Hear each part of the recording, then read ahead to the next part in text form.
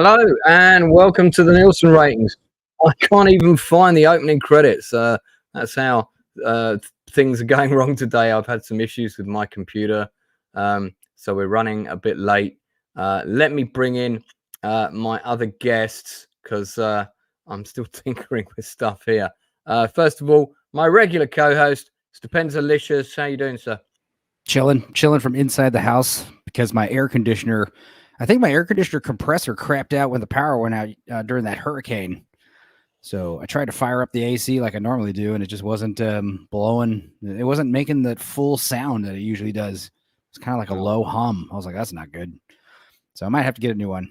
We also have the man from the Northern Bastard. Welcome to the show. Welcome, you beautiful bastards, to the so-called show.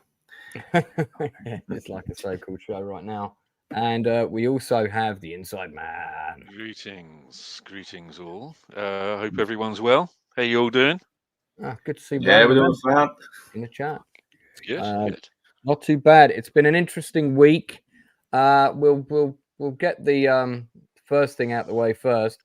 Today, a certain trailer dropped for a certain film. But I know not all of us can talk about it, but some of us will, and we'll move on from it fairly quickly. So Gladiator 2 opens on the 22nd of November. The trailer drops today. Here's the actual poster for our episode. It does exist. There you go. And I watched it. I thought the trailer was all right. I'm actually sort of cautiously positive. Looking forward to seeing it. You know, if you can overlook the fact that there's a man riding a rhino, I think everyone's upset about the Kanye music. Do you know what? I don't think that music's going to be in the film. I think that's just a also it's just like out of all the rappers, why Kanye? Isn't he like problematic right now? Yeah. Well, I guess Ridley Scott doesn't think so. Maybe they're friends. Ridley's based, I guess. Yeah, I mean, I didn't really want rap. No, actually, what sucks is like nowadays movie, the directors don't have anything to do with the trailers, which is really lame. These like outside studios, they have full control over what goes in the trailers, and that's why all these trailers are so formulaic. It would have been more logical to use What More Can I Say by Jay-Z, because that uses a sample of the first Gladiator dialogue. Well, there's probably licensing reasons why. If I ever made a movie, I would make a clause where I have final say on all trailers. Like, no promotional material. Well, good luck, Stupendous Spielberg. When your name is Spielberg, it ain't happening. You might get those. Yeah, I'm going to convert to Judaism, and there you go. I'll get my foot in the door. I'm just going to mention one thing. I'd love to know the reasons behind, and I guess it will come out at some point. Is I wonder why they didn't go with the original kid who played Lucius in the first Gladiator film, because he is of the appropriate age and of the appropriate build and physique to play this role of the adult prince. With there's actually a few questions. I think one that's definitely the big question. The other question is, you look at the three people that won Oscars, the three main kind of behind the scenes, if you like, that won the Oscars. So you had Arthur Max, yes, bingo, we got him back on board. Janty Yates, costume designer, bing, got her back on board. Hans Zimmer, not there.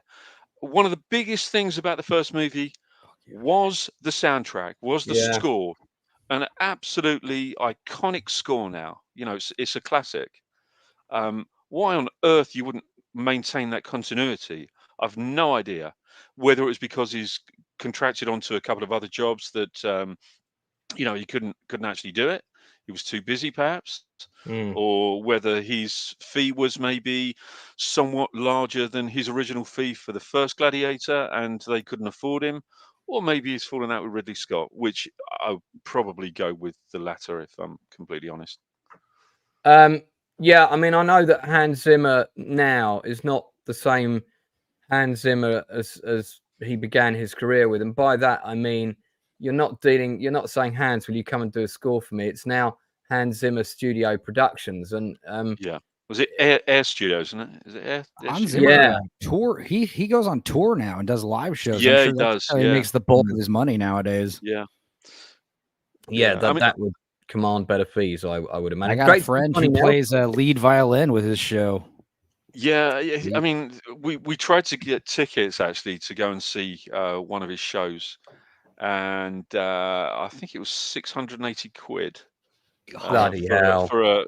And these were part of the cheap seats. These Yeah, you weren't can the go on holiday for that, man. Yeah, you know It'd what be I mean? easier for me to try to get in the band and try to Yeah. perform. Yeah, Yeah. I mean, like, it's you know, but anyway, I mean, the positives in the trailer. I'm glad to see Connie Nielsen back. Of course, she's got a fantastic. She looks the exact same. No, She hasn't aged for one day. No, I mean, she hasn't aged at all. And Did she 25 spell her years name on. like you, Lance? What? Yeah, I believe She's it got is. the Yeah. same. She got the South African spelling. Wow. No, she's got the Danish spelling. Danish spelling, whatever. Danish Same thing. South. Danish spelling. I'm half Danish, half African. There you go. So it's the Danish part that's the Nielsen part. Yeah. Paul Mescal's been in a few things, but I'm going to deliberately not watch any more of him until I've seen this. And we've got Pedro Pascal, I'm guessing, is playing the villain. I ain't seen him in anything for a while. Somebody said they thought Denzel Washington was kind of playing like the Oliver Reed role, but he looks more like some sort of emperor to me rather than just a slave trainer.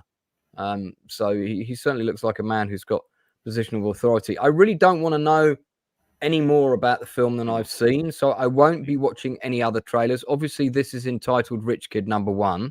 There's a few of them in the trailer. Derek Jacobi is also back from the first movie. And he's amazing, isn't he? So fantastic. And a really nice guy to boot. So I mean that's the same location in Malta from the first movie. There you go. Yeah, that's the Malta Studios. I visited that, and it's because you can see why they like it, because it's already got this very sort of Romanesque structure. And then you can do so much with this place with what they have there. I guess it's the second if you remember, after they shot this, the first movie, I mean, Ridley Scott had actually implored them. He said, "Look, these are amazing sets. You're never going to get sets like this that are going to be built in the studio again that are like this. And for that reason, why don't you keep them? And why don't you allow people to come in and tour? I mean, obviously, people can see the sets from Popeye. You can visit the set from Popeye, but how many people would have gone to see the set from Gladiator? Absolutely, yeah. And of course, they ripped it all down. And then once the movie was a huge success and won so many different Oscars, they contacted Arthur Max and Ridley Scott again and said, is there any way that you could actually, we'll give you a few quid. Could you put these things back up? And they said, you fucking missed the boat. What's wrong with you? You know what I mean? It's, come on. But I think this time around, I think they're going to keep them up. I thought the first Gladiator, I thought it was overrated when I was in year 2000. I was like, I remember thinking like, I liked 80s Ridley Scott better. I don't know. And I think Gladiator, obviously. Gladiator marked the beginning of the end for Scott with his campiness. I don't know. I partially agree with you there. There are things I absolutely love about Gladiator. I like Crow in the role. I like the score. But the pacing of it is all over the place. The reveal of Maximus as the Gladiator comes in the film way too early. It should have come later. I've said this on streams before, and it feels like it was meant to come later. And I know that script was being constantly rewritten while they were filming. Yeah. So it was amazing that they ended up with the film that they did, and I think it was as much as about luck as anything. They didn't start with an amazing script. They had an amazing concept. I liked Traffic way more, and Crouching Tiger too, but I don't know. I know Traffic wouldn't have won, but I just thought I was shocked it won Best Picture, but I mean, it wasn't really up against much back when there was only 5 nominees for Best Picture. Yeah, I'm shocked they got away with faking Oliver Reed being there, because he died while it filmed as well, and they had to get like some lookalike in a few places. And what superimpose his face or CGI. Basically, what they didn't have his death scene. So they shot the Romans coming in from the back with a body double. And then they took some shots they had of him looking forlornly into the arena, and they composited those shots into his quarters with him looking out the balcony of his quarters. Essentially, that's what they did. Because he wasn't actually going to die. He wasn't going to die in the movie. It was the final thing. You know when Juba sort of buries the things in the sand and says, we will meet again, Spaniard, but not yet, yet. Yeah. That ending was supposed to have been for Oliver Reed, where he buries the Rudius, the wooden sword, in the sand of the arena. That was supposed to be his kind of, he had the final words of the film. But that would have been so good. It would have been amazing. Yeah, but it did work with Juba. I thought it really worked with Juba. No, it did, and I mean that actor is he's phenomenal. He's an amazing actor. Yeah, he's great. Yeah. Yeah, this is and he's in it. Really good Blood Diamond as well. Yeah, he is. He's because you've got the actors that you've got returning are basically those three, isn't it? It's that's it, exactly that. Yeah. Connie Anybody Nielsen. else not like the title of this sequel? Like Gladiator 2. I just think maybe Gladiators. I hate to say that, but I mean, I don't know. Gladiator 2 just does not seem like the seal of excellence. Until the third one, Gladiator Cubed. Yeah, Gladiator Resurrection, Gladiator Covenant. Yeah. No. Gladiator Romulus. That would have worked. That could have worked. That would have worked. I could buy that. Why am I not seeing our man from the first movie in the credits? Who, the boy? No, the African American. Yeah, it was Digimon Husen. Damon Honsu, thank you. Jamon. His name is Jamon Honsu. Yeah, and I apologize, Jamon, because I have brain farts all the time, so don't take it personally. Like Django, the D is silent. But yeah, he's not listed on IMDb, but I'm sure he's in the film. I thought. Yeah, he is. He's got a major role in it. So I don't know if they're making his appearance a surprise. It's not a very well kept secret if that's the case. So Inside Man, you've said enough. Stepenzo, your thoughts on the trailer overall? I was shocked first trailer we get is 3 whole minutes long. That's pretty crazy. I can't wait to see what the actual trailer looks like, if this is like a trailer 1. But yeah, I mean, like I said, I thought part 1 was overrated, and I'm not really too jazzed about the second one, especially like so many years later, and also stupid Pedro Pascal. And yeah, it just seems like the same story again. Like the guy's a gladiator, he wants to kill someone for revenge, and I don't know. I do like seeing Denzel. Denzel's always cool. But I'm quite up for seeing massive armies of Roman galleons storming castles. I do like rhinos for some reason. I'm not up for the rhino. That kind of, when I saw that, I was like, come on, man.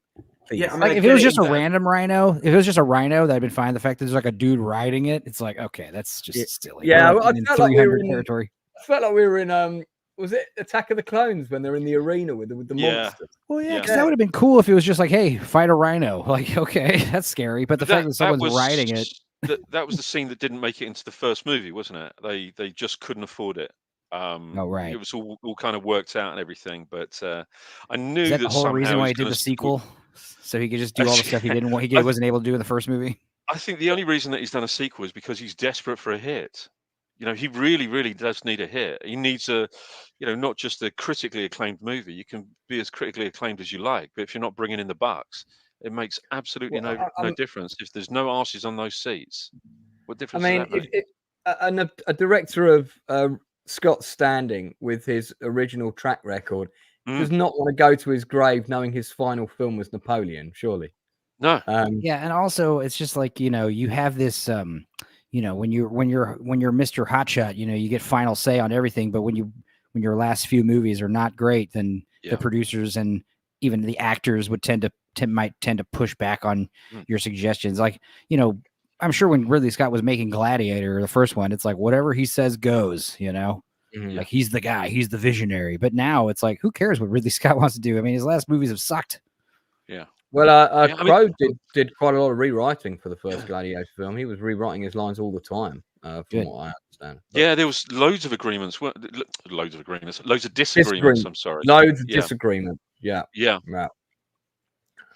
Because he said that I think he predominantly attached because it was Ridley and the concept was strong, but he didn't see a full script and on day one, you know, they didn't have a full script, and it's like, it's just, the amount of money that they throw at these writers and they don't have completed scripts on time. I just think, like, you know, the speed that I can write scripts at, it just really frustrates me.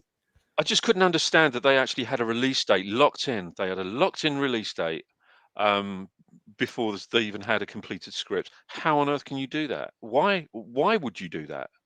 You know, I mean, I'm sure that there are loads of people at studios that get really pumped and really excited and think, yeah, this is great. Yeah, wow, this is going to be amazing. Yeah, look, when should we schedule it for? You know, it doesn't matter how long it's going to take them to make it, but when should we schedule it for? You know, it doesn't matter. And that's exactly what they do, because they're idiots. They're just idiots at these studios. They have no idea, no love for movies. No, not a clue. I thought you didn't want to say too much about this film. No. I'm talking about the first Gladiator. Actually. Okay. So right. yeah. So yeah. Why would they lock in a release date for this movie when you haven't got a completed script? I don't get it. And the fact that, let's be completely honest, right? We have to be completely honest, right? This is Spartacus, Ben-Hur, and Fall of the Roman Empire. You know, just bits and pieces chopped out and put together. You know, that's really what it is. They've taken all the best bits of those movies. But it might be good. It might be good.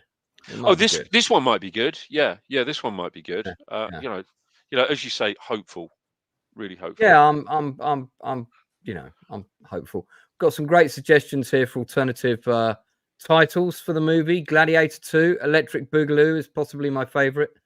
Shin Gladiator, Gladiator Unchained. Wakanda Forever, I feel that's been used already, Fandad. AJ's one. Yeah, Gladiator 2, Gladiatora. Is that like some sort of asterisk? Gladiatorer. Okay. Yeah, the third one will be Gladiatorist. Right. Gladiated. Like freaked. Yeah. And then the fourth one would be all gladiated out. Yeah, I like movies about gladiators. Listen, I like anything set in Roman times, historical films. I'm always going to be there. I don't care if this is as historically accurate as Braveheart, as long as it's got a good script and it's entertaining. Agreed. Because we're going to be, for those people watching, we're going to be reviewing season 1 of Spartacus. That's going to be our thing, taking over from Band of Brothers in a couple of weeks. And we'll be doing 2 episodes per week. So, what about Left Eye? Let me know if you want to come on, man. I always said you're welcome on here. So let me know if you want to come on. What about The Gladiator? That might have been better. Yeah, The Gladiator. Yeah, that would have been good. Gladiator 2 just sounds hokey to me. I don't know. But I mean, I guess it's Roman numerals at least. That would have been hilarious if they didn't even do a Roman numeral. Sure. Oh, it could be after the show. Gladiators, are you ready? I don't know. Oh dear. I did actually watch the new Gladiators show, and it was good fun. Well, they brought it back again. Yeah. Because they did back in 2008, and it didn't do as well as it did in the 90s. And I thought, well, that's because big bouffant hair and spandex are not really in now. Some people have forgotten this, but yeah, I don't think I watched it in 2008, but I definitely watched it. Yeah, it was a few weeks ago. It finished. It was on, was it BBC 2 or something? I don't know. It was back when Alicia Johnson was really sexy. Dude, Melvin with Gladiator 2, like also Gladiator, also Gladiator 2 TOO. Gladiator TOO. That works. I could go for that. Well, we should give the late Oliver Reed a good old shout out while we're doing this. You gave me queer drafts. He's a presence. He's a presence that's very that famous video where he gets the drink thrown in his face on the talk show. Yeah, by Shelley Winters, and he's just like Yeah. totally fucking cool. He's like proper boss about it. I love it. Yeah, have you seen the one where he was on another chat show with Michael Aspel? Oh, well, that's when he's drunk and his trousers fall down. Yeah, that's right. And he does the cartwheels or something. Yeah, that's not his finest hour, is it? No. Apparently, when he was in Gladiator, he said he was going to quit drinking just for the role, but ended up fucking binge drinking a shitload like vodka and whiskey. He was dry for some of the production, and then the night of his death, he fucking went for it, didn't he? And he collapsed. Yeah, he had a drinking game. It was a drinking game in arm wrestling with members of the Royal Navy, because obviously there's a Royal Navy base there. So there's this bar that the Navy lads go to, and that he used to go to quite frequently. And yeah, he had this drinking game with them, and he was beating a lot of these Navy lads, and of course, unfortunately, a little bit too much for him, and he had his heart attack. But well, at least he went out. At least he went out doing what he loved in a place that was warm. So you know. But there is a great book. It's amazing he lived that long as well. There is a really, really good biography where he had the guy who wrote it had access to his family and everything, and even knew Oliver Reed. Right. And it's absolutely brilliant. It's quite brutal at times, very, very candid, but it's a fantastic biography of Oliver Reed. It's probably the best one that I've read. You know what we need to do with these guys? We need to do a watch party of Hannibal Brooks with them. Yes. I bet none of them have seen it, or as I call it, Operation Elephant. We'll have to watch it. We'll come back to that. This is our man Spencer Treat Clark, who played Lucius in the original Gladiator film. And one of the things I noticed that they've done is they've retconned all of his footage with a different younger actor to look like the actor who's playing him now. God, talk about a lot of effort when you could have just cast this guy, kept the original footage, I guess, but then you wouldn't. I think what they've done is they've done a lot more scenes with him when he was young to flesh out his story, maybe to flesh out what happened to him after Maximus died. So obviously he's no longer that age. So what do? Do you cast another young lad and then get this guy in to play the older version of himself? Or do you reshoot what little scenes you need to show of the original moments, like him just standing up when Maximus dies in the arena? It's not a lot of stuff you'd need to reshoot. And then add all your extra scenes with another actor and then cast a different actor as the older one. I mean, I guess that might be the reason it happened. It's a shame, though, because this guy's a cracking actor. He's in 27 episodes of Animal Kingdom, which is an amazing show. All right, yeah. Was he also the son of Bruce Willis in Unbreakable? Yes, he was. Yeah, because I think he's in the Mr. Glass one as well, and he's like all grown up. But he still seems to have he still seems to be a very good actor. Yeah. Well, I thought it was going to be like a Crispin Glover type situation, Back to the Future 2. Like, I don't authorize to be in this movie, so you can't use my old footage. But it's probably what you're saying, Lance. Like, they're probably going to add to the past, and it'd be easier to just reshoot the old scenes and shoot new stuff with a new kid than like, somehow figure out a way to get new scenes with the new kid and still show old scenes with the old kid. That'd be way too hard to do. I mean, they probably could have with the special effects you've got now, they probably could have animated the kid or this actor as he was when he was younger. Yeah, there's still this uncanny valley though when they try that, you know. Yeah, I mean, every actor looks normal except one kid has like a weird Instagram filter effect on their face for some reason. You know? It's like that Alan Partridge sketch where he's the reconstruction on his childhood at school, and it's like this. It's kid's body. And then Steve Coleman's face. That's so funny. Love that. I have been listening to all the Alan Partridge books, which is I've been listening to Big Beak, and I've been watching. I've been listening. So funny. He's so funny, yeah. I can't play any of it because I got proper like copyright flag for that last time. Oh, such a shame. Yeah, but have none of you? Sorry, I was just going to ask. Have none of you still not listened to any of the From the Oast House podcasts? I think I've probably listened to some of those as well. I don't know which one. Which one's the most recent? So you got 3 seasons. So there's From the Oast House season 1, season 2, season 3. It really is as simple as that. Well, what's the most recent podcast you've done? Yeah, season 3, From the Oast House, season 3. Right. Okay. Very, very good. Yes, I have seen Scissored Isle. Yeah. Come on, man. Send you the link.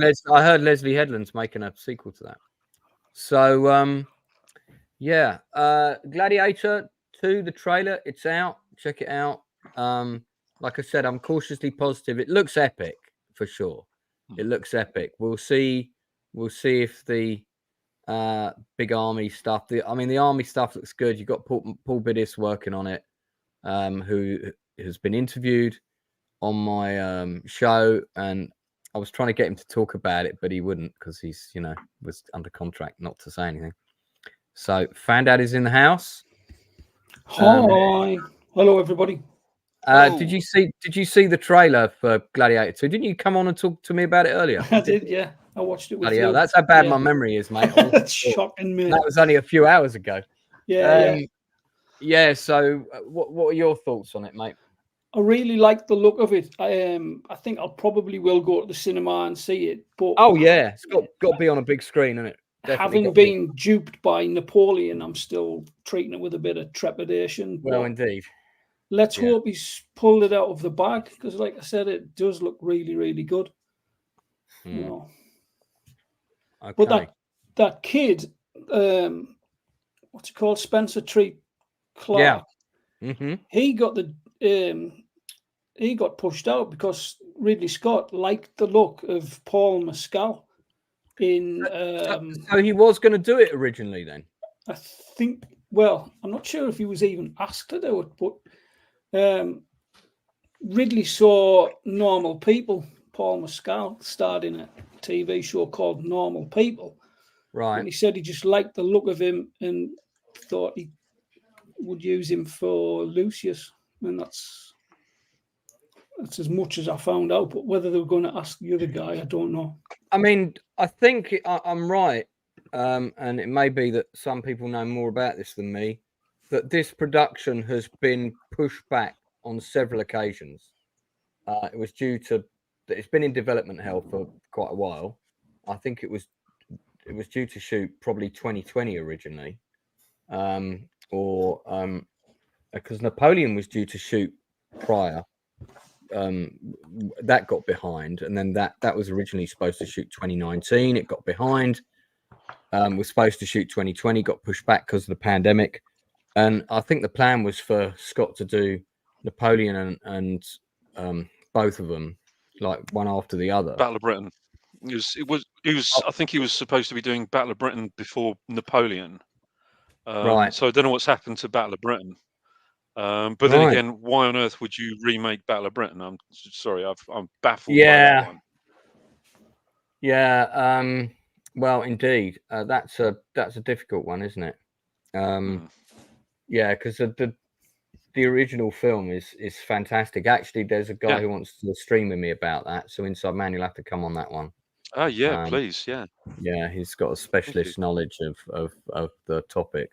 I'm having a quick dig around on Michael Googley to see why he's not in there. See if there's any information out about it. But I don't know if. I don't know if there's anything legit that says any. Yeah. No, all I'm getting is like discussions on Reddit and that kind of stuff. Yeah, I mean it's very, very speculative at the moment. I think with any information that's coming out as to why he wasn't in it. But I'm sure in time we'll find out. This is on Britain's election channel, gbnews.com. Yeah. well, don't know how good a channel it is, but we have a reaction here, possibly a bollocks reaction. I'm going to call it, because like, what I mean, how do you create a headline like this? You must have gone onto Twitter and read a few tweets or something. So it says Gladiator 2 trailer blasted as fans slam weak feature compared to Russell Crowe original going to fail. That's a bit fucking premature, isn't it? Oh, I said that's a bit fudging premature, isn't it? Boobly doobly. This I think is just, you know, the media, you know, in general, that I don't know, they just like putting things out there to see how far they travel. Yeah, it's clickbait. It's I this mean, kind I've of thing. fallen Yeah, for it is. clickbait, but hey, well, I'm just curious to see what people are saying. Yeah, Taken I mean, to their, so this is all from Twitter. Taken to their X accounts. One infuriated fan wrote, "The music used for the trailer just took me out of it." I got to agree with that. Yeah, the trailer, the music is the rap song thing is bollocks. But you know what they're doing with that? They're trying to get, you know, 10 to 16-year-olds to come and see the film, most of whom probably haven't even seen the first Gladiator movie. Yeah, see, that's the problem. They keep marketing it in. They keep trying to put the nostalgia bit in, but they're marketing the movie towards people who have never fucking heard of it or wasn't even born when it came out. No one is matching Russell Crowe's performance. I disagree with that. I mean, that, you know, it's a very good performance, but somebody else can do just as good a job in a different character. I actually thought that Joaquin Phoenix's performance, you know, absolutely floored Russell Crowe in that movie. And it's so funny, isn't it? Because the day that he got there, he tried to escape and leave the set. He had a massive panic attack. He didn't think he was going to be able to do it. Yeah, you're right there. It was the first production on that scale. It just sort of overawed him. Good knowledge. Good knowledge. Yeah. Ridley, I got a few inside stories of my own. I was going to say, I'm surprised you knew that. Well, and Ridley took him to. I think Ridley took him to one side and just said, "Look, we'll shoot for today, and you know, we'll see how we go, and then let's pick this conversation up tomorrow." Because like Joaquin was like, "I'll pay for my own flight back. I'll give you back my fee, and all of this." He just completely. Because there is a sort of there's a nervousness to his performance, but you know what? It really adds to the film because of course he's thrust into power before he's really ready for it, even though he thinks he is, and I think that really works with the movie. So I like that about it. And the things I got to be honest with you, right? I don't think that it's an overrated film. I don't think the first one's overrated personally. I just think it's just a great popcorn movie. It's you know, it's just it delivers for me, put it that way. And you know, we can't all like the same thing. No. Well, fingers crossed. We'll see. People on my Facebook have said, and these are the comments. I haven't seen the first one yet, and that's from a lady in her 40s. Annie Henderson says, who's an aspiring director and a good friend of mine, says, "I think it looks great. Love the casting so much." And Karen Rose, also a good friend of mine, says, "Casting is good. I need to watch the first one, though, so I get it." So she also hasn't seen it. Oh, dear. So, I mean, this is, you know, not everyone's seen the first one. You know, we all think everyone has, but not everyone's seen it. If these are English people, I mean, then shame, absolute shame on them, because this is a movie that seems to be on sort of every other week on ITV2. You know, it's constantly on, as well as Channel 5. Fortunately, we can blame that comment on the Americans because Karen Rose is an American. So, so she's representing the Penzos clan. There you go. Annie has seen it. She's English. Sophia is Greek. So, if a movie's on like TV with commercials and edited, it's like, nah. I've been like that since I was a little kid. And I was like, nah, dude. If it's on USA or Superstation or any of those channels, I'll wait. Yeah, because you've got like commercials like every 5 minutes on some. But also just like editing it out of all the nudity and violence and stuff and adult, you know, it's like I want all that. Yeah, too right. I've got a super chat here I'm going to read out. Lance, me old mate. TBH, there's no no current shows or films that interest me, but here's a quid for watching that shite on my behalf. Cheers, Luke. Bless you, sir. RRTNZ from down under New Zealand. I think it means cheers, Lance. I don't know. I mean, because I don't think I've done anything to earn that cheers. No, his name is Luke. You Wally Bean. As in cheers, Luke. That's his name. That's my name. I know it's your name, but the cheers is his name also. That's why he signed it with his name. Anyway, okay. He may add further comment to this, and the mystery will be solved. Yeah. If you do RRTNZ, make sure you comment in my favour on that. Thank you. So another quid. Let's for a quid. Let's move on. So there's a couple of other comments from people in the chat. Left Eye Ego, who's got a channel of his own, terrific guy. If they wanted to do a rap song, they should have done Kanye West's Power. Would have worked well with the shots of Denzel trying to make power moves. Yeah, maybe. I'm not familiar with the song. I guess it's been used on the TV show Power, probably. Smilex says there can be only one Luke. That's true, and that's the one from Star Wars. So even I can't disagree. Come on. You could have had the song "Common People" for Rome. That could have been interesting. I don't like the song in the trailer, but it's only in a little bit of it. It's just that hook in it to get kids. It's like get the kids to look up from their phones, put a bit of rap on for a few seconds. It's trying to get kids involved that weren't even born when the first one was out. Yeah, but this is definitely the mark of someone very, very crusty that's sitting there doing these trailers, thinking, "I know. Why don't we have one of those rap songs? Stick one of those in there. That will make kids listen. When they listen, got one black guy in the movie. To see our movie." Yeah, absolutely. Or it might be an American producer saying those exact same words, but yeah. It's funny how 40 years later they're still using rap songs in order to make themselves look like they're down with the kids. Yeah, we're really groovy, guys. We're really groovy. Yeah. We're one of you, mofos. We're down. I'm sure the it's kids. like Ridley Scott saw the trailer for the movie for the first time, and it's like, what is this music? He's like, well, the trailer house thought that it worked best with test audiences, and it's just like, oh god. Yeah. The charts say. Yeah. It's groovy in it. Our research indicates that this kind of music is really hot right now with the kids. Yeah. It's like, isn't like Kanye Kanye West like, Kanye West is like, yeah. I mean, I don't know. I like it. I mean, all the guys that started hip hop and rap are all old people now. They're pensioners. Yeah, those that are still alive. Yeah, that have not been gunned down. Yeah, or have they been gunned down? You know, let's not forget, a rock star's worth more dead than alive. I'm pretty sure the ones that have been gunned down have been gunned down. Yeah. My friend James Boosh, the director, says the main concern for me is they shot it in like 55 days. 55 days! Exclamation mark! Boom! Boom! Boom! Boom! Boom! Boom! That is a pretty tight shoot for something of this scale, this budget.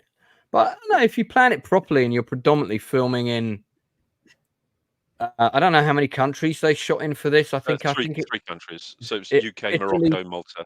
Yeah, I was going to say Italy, Tunisia, and Malta, but I'm nearly right.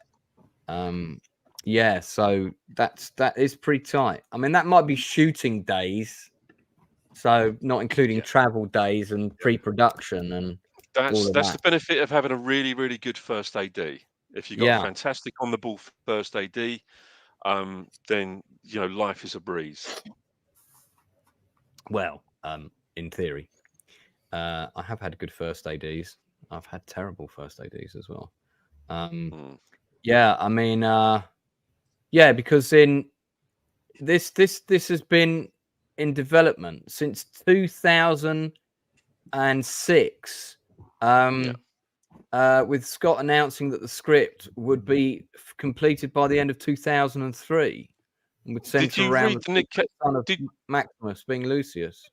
Yeah. Did you read the? I'll send it over to you actually. The Gladiator 2 script by Nick Cave. Woo! Oh my god, it's really bonkers. It's really, really mental. I haven't read that. Yeah. You sent me too many huge documents with many pages to read. Sorry. That's all right. I can't read a book a week because I'm already doing that. But yeah, no, I haven't read that one. It's a mental script. So Maximus goes to the afterlife, and apparently there's a new guy in town, and this guy's called Jesus, and he has to kill Jesus. He has to go and kill Jesus. You gotta go and kill Jesus Christ. I'm just reading about it. I'm just reading. Nick Cave was commissioned to write a new draft of the script. It was later revealed to be under the working title of Christ Killer. Oh my god! Yeah. I'm so glad we didn't get that one. And Dude, that sounds awesome. Got, actually, it's actually it's got tanks in it. It's got tanks, machine guns, flamethrowers. It's so you got all these different armies. So you got way too tame for a Nicolas Cage movie. Way too tame. Yeah, they could have called it The Passion of the Gladiator. Maximus they should have called it The Passion of the Christ on a Bike.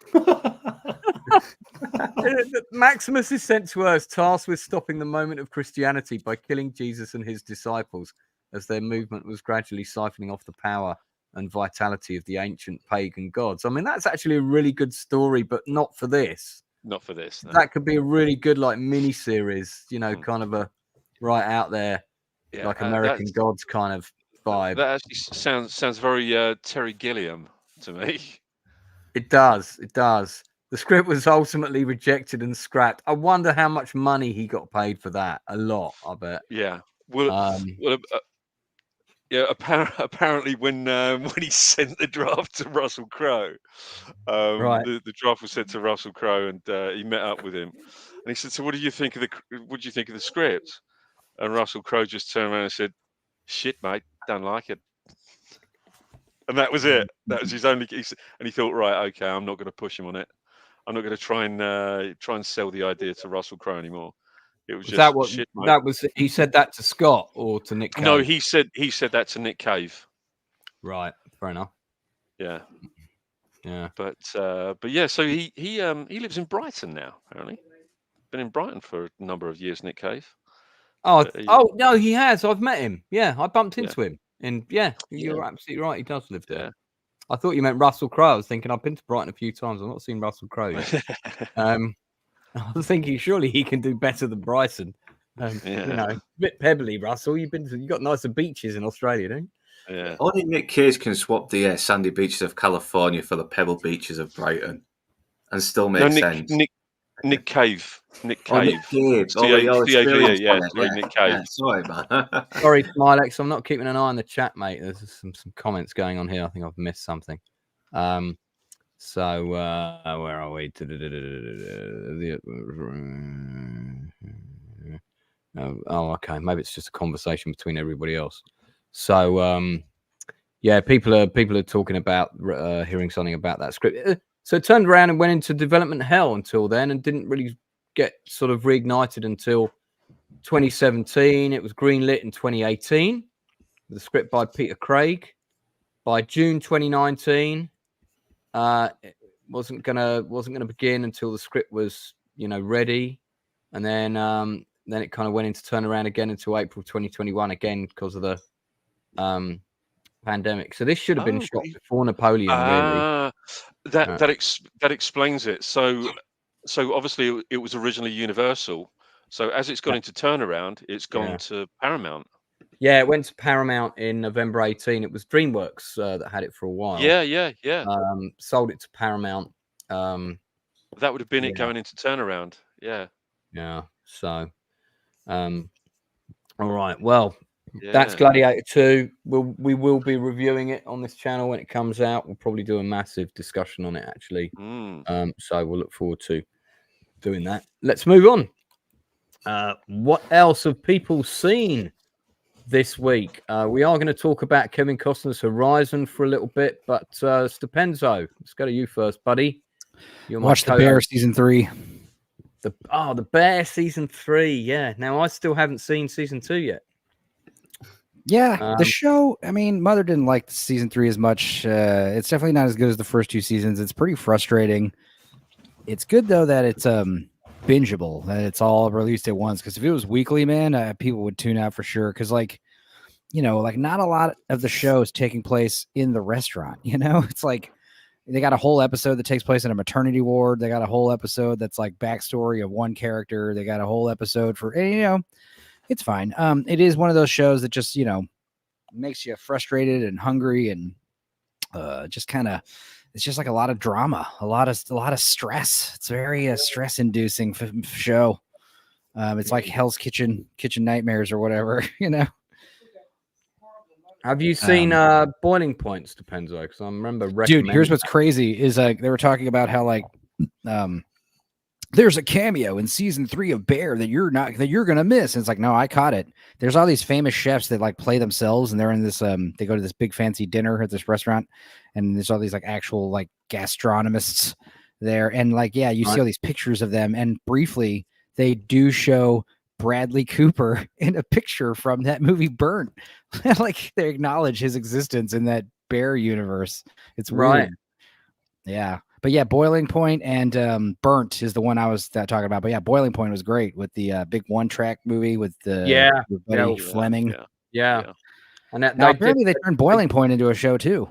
They did. It's 6 episodes, and most of the episodes open with one big long shot, and then it breaks into a more standard format. But the show is nevertheless very engaging. I don't know if it's getting a season 2.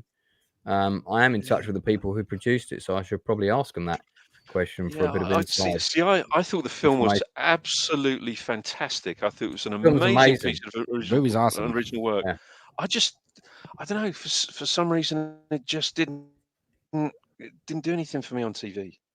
Didn't really do. It didn't have the same. It didn't have the same power. I was so looking forward to it. I mean, the reason I liked it was because I was very interested in the characters.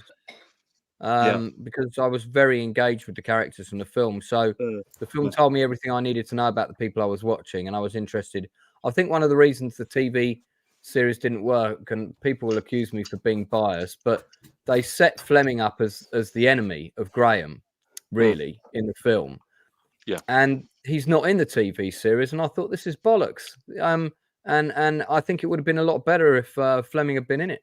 Yeah. And that sort of rivalry between the two of them had continued, and we'd seen more of that. Or Flemyng had been the financier of the girl who'd set up her own restaurant, and now she was seeing what he was really like behind the mask, because he was great. He played him as such a prick, and you know, totally against his actual reality. So it was a shame. It was a shame he wasn't in the show, you know.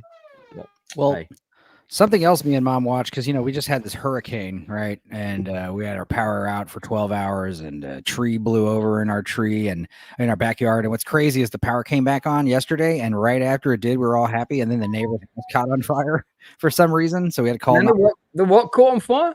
Neighbor's house. The house behind my next door neighbor. It was like, and also, the power lines were all zapping this tree in my backyard, but that eventually stopped. They said that's normal. I was like, Jesus, are you sure? They're like, yep. I'm like, okay. And eventually, like, they had to come and, they busted open. The neighbors were out of town, right? They left for the hurricane, which was stupid, because it's like, now your house is burning down. You had no idea. You know, you could have probably, I think what happened was when the power came back on, something turned on and something malfunctioned. I don't know, but they had to like chainsaw holes in the roof to put out the fire that was like spreading in the attic and stuff. And like, so they like so you come home from out of town, both your doors, your front and your back doors have been kicked in. Your house is filled with smoke. Also, there's been a hole chainsawed in your roof so they can flood it with water. It's right. Like, dude, what a nightmare. But anyway, before the storm came, me and Mom watched for the first time. We had never seen it, The Perfect Storm, with George Clooney and Mark Wahlberg. And it was a good movie. Okay. It made me want to be, it was like, not only just the fisherman stuff, but also all the Coast Guard stuff was great.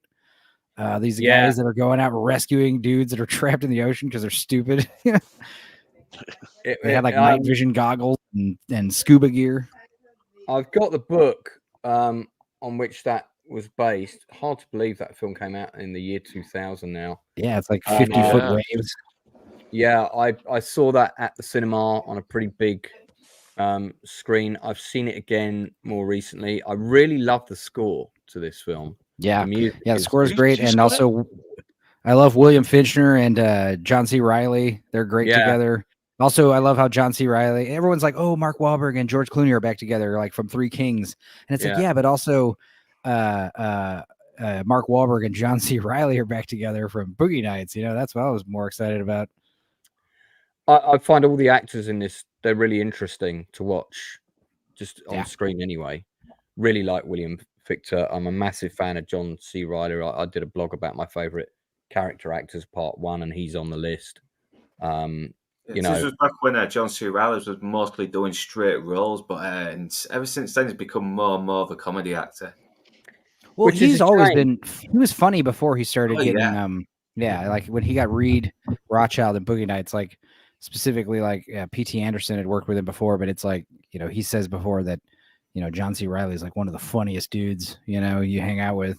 Oh God, I can imagine. I'd just love to go down a pub with him. That'd be amazing. There's a great story from behind the scenes of Boogie Nights how him and Mark Wahlberg got into like a fight because Mark Wahlberg was like throwing marshmallows at him, and he had like, and John C. Reilly had like low blood sugar and was all aggro, so he like snapped at him, and they like wrestled around in that pool party area where Jack's house. Yeah.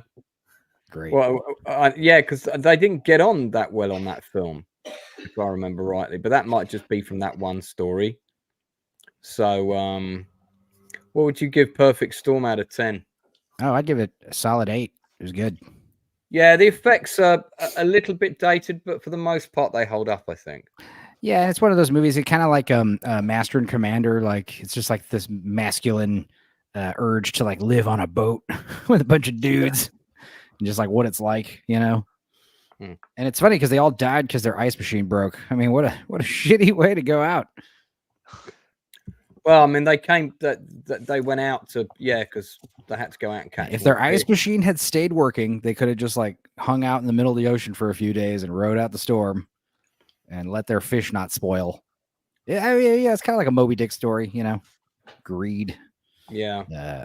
You got to chase them dollars. Yeah, I'd probably give it the same. 8 out of 10. Has anyone else seen it? Yeah, good movie. Good movie. I've seen it. I would give it an 8. I found it traumatizing though. Yeah, it was pretty. I mean, I wasn't expecting sort of the ending. That was a bit rough. Yeah, the ending is because it's, you know, it's a Hollywood movie and you normally expect everyone to live. I mean, I was expecting like them to rescue Mark Wahlberg at some point, you know, because he's like swimming away. Yeah. No. They just kind of, that's just supposed to be the spiritual moment of him connecting with his wife before he passes away. I was actually surprised I didn't know the ending, because when I was talking about it on Dorkside, they were like, "You didn't know that the movie ends that way?" I was like, "It's based on a true story." I was like, "Well, I never heard the true story." Wasn't Diane Lane in it as well? Yeah, she's Mark Wahlberg's lady. Yeah. And it's basically Mark Wahlberg just like giving her like real awkward open mouth kisses like the whole movie. Ew. Yeah, well, yeah. Perks of the job. Yeah, but they'd have an intimacy coordinator for that kind of thing now, so you know. And he gets like $15,000 a week or some ridiculous amount of money that's just going down the drain. Yeah, it's just I know, it's, you know. This is why movies cost $300 million now. They're so stupid. Yeah. Oh. Yeah. Okay. So that's one of the older films. Inside Man. I know you've got an older film you're going to want to recommend us. Oh, and by the way, I got Eagles Over London since we did the last. Oh, nice one. Good. Yeah. Good movie. I've been having fun watching that. What have you got for us? Bird with Crystal Plumage. A Giallo movie. I was going to say, is that a movie, or I mean, are you presenting a gift? What's happening? It's Giallo movie, and I thought I'd go a little bit Giallo, and Dario Argento. Very, very good film. Probably one of the classics. I mean, next to Tenebrae, next to Deep Red. You know, it's like one of the classics, and Bay of Blood. But it's what it's about is got this American guy living in, I assume it's Rome, with his English girlfriend, and he's a writer. So he's kind of a few days away from going back to the States, and he witnesses what he believes is an attempted murder by a serial killer on this woman in an art gallery. And of course, it's not quite what it seems. It's got that kind of Rear Window vibe. Sort of Yeah, there is vibe. that to it. It's, you know, it's a little bit Hitchcock. It's a bit kind of Dressed to Kill kind of. You know, the thing is, with something like this, with these kind of giallo movies, I don't like to say too much, and the reason I don't is because I think people should discover them themselves. They should watch them without knowing an awful lot more about them.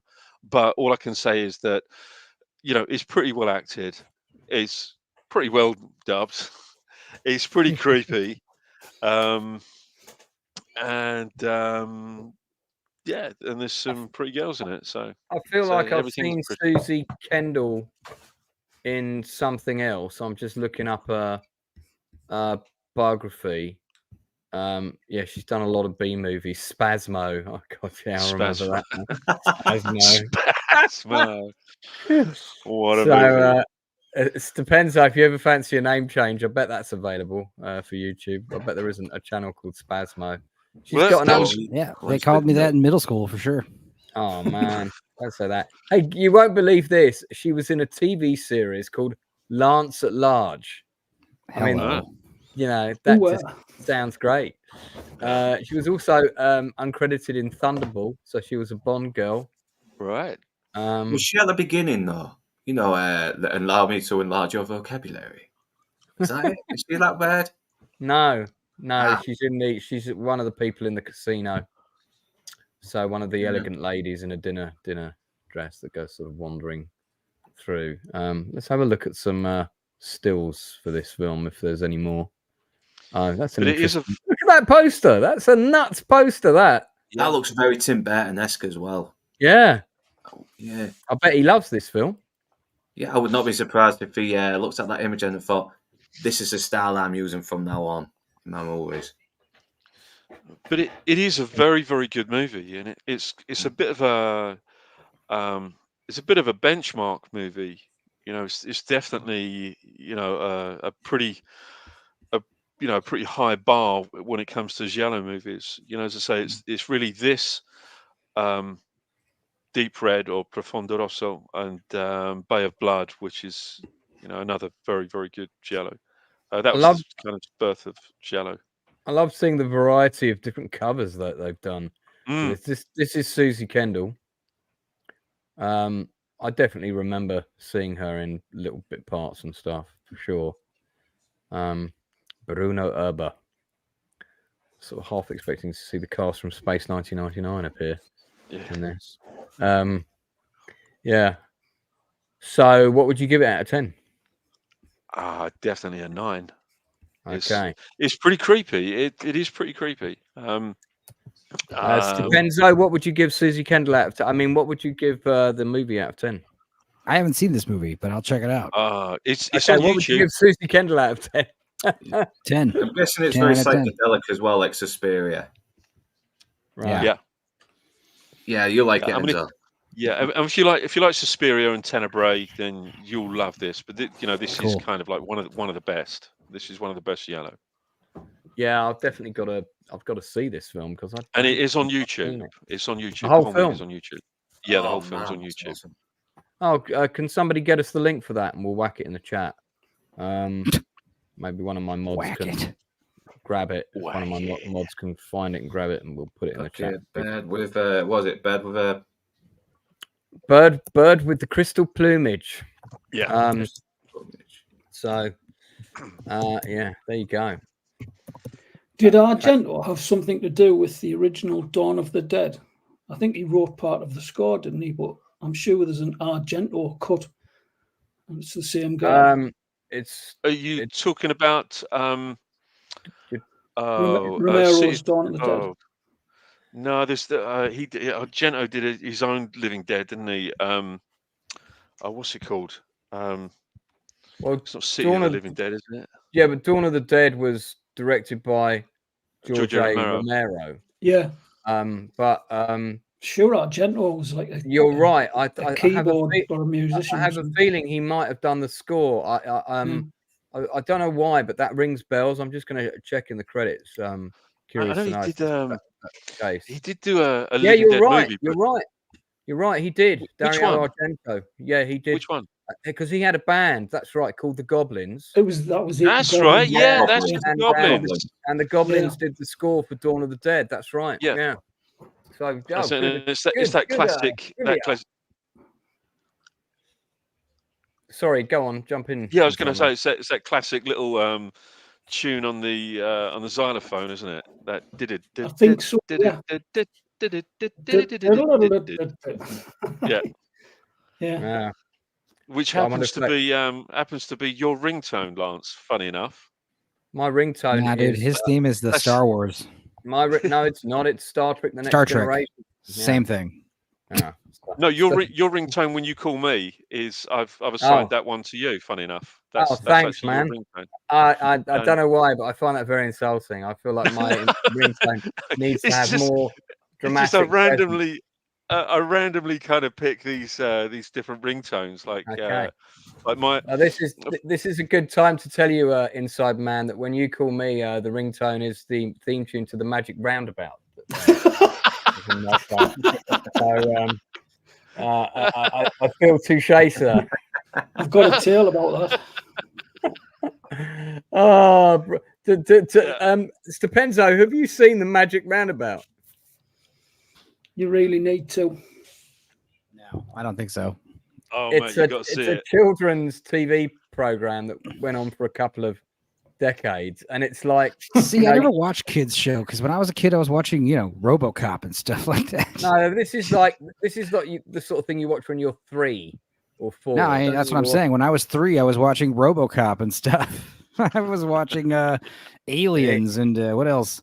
It explains. I think Power Rangers was the only show I watched as a kid that was for kids when I was a kid. Like that meme, aren't you, where the Admiral Faster's death is like, this is what made me cry as a kid, and it cuts down to the bottom of the scene in RoboCop where Bodica's just fucking and his men are slaughtering Meth. It's like, no, this is what I was. Oh my god! Well, if you were a kid, I'm watching this right now. I'm watching it right now. Yeah, if you were a kid from my generation, you got to watch this, the Magic Roundabout, and it's funny when you look back at it as an adult.